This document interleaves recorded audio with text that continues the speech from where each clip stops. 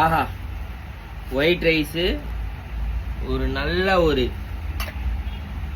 Carrot beans வறுவல், இன்னைக்கு Friday bejel with ஆஹா சாம்பார். பெரட்டி பெரட்டி அடிக்க வேண்டியதுதான். அப்புறம் பாத்தீங்கன்னா அப்பளம்.